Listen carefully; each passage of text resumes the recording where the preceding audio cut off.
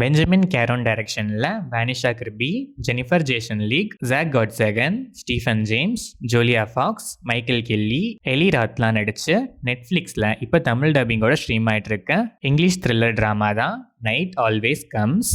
அம்மா மனவளர்ச்சி இல்லாத அண்ணனோட பார்டெண்டராக ரொம்பவே ஏழ்மையாக வாழ்ந்துட்டு வர வானிஷா கிர்பிக்கு தங்கி இருக்க வீட்டை தக்க வச்சுக்க ஃபைனலாக ஒரு சான்ஸ் கிடைக்கிது.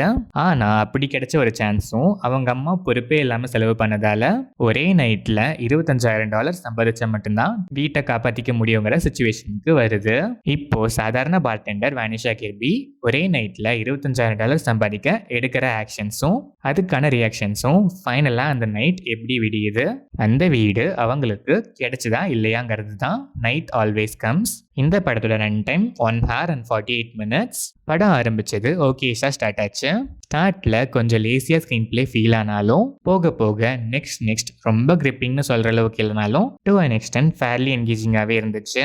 பட் அங்கங்க நிறைய அப்ஸ் அண்ட் டவுன்ஸ் இருந்துச்சு. சில போர்ஷன்ஸ்ல நல்லா என்கேஜிங்காகவும் சில போர்ஷன்ஸ்லாம் ரொம்பவே டிராகியாகவும் ஃபீல் ஆச்சு. எமோஷ்னலா ஒரு சில இடங்கள்ல நல்லாவே கனெக்ட் ஆச்சு. கிளைமேக்ஸ் ஏதோ okay. Vanessa Kirby start to end எல்லா ஃப்ரேம்லையுமே ட்ராவல் ஆகுறாங்க. செம ஸ்கோப்பு, பெர்ஃபார்மன்ஸுமே செம. ஜாக் காட்சேகன் கேரக்டருக்கு ஏற்ற ஆப்டான ஒரு பெர்ஃபார்மன்ஸ். ஸ்டீஃபன் ஜேம்ஸ் பர்டிகுலராக ஒரே ஒரு போர்ஷன் தான் still worth.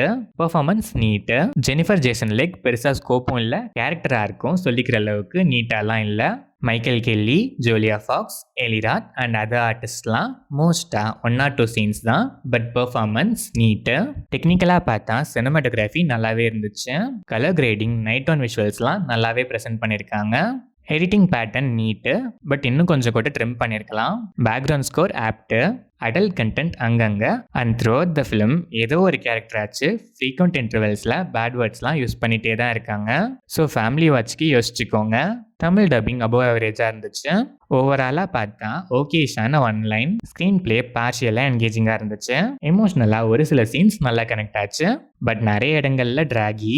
Run time ஷார்ட்னாலும் லென்த்தியாக feel ஆகிற ஒரு அபோவ் ஆவரேஜான த்ரில்லர் ட்ராமா தான் இந்த நைட் ஆல்வேஸ் கம்ஸ்.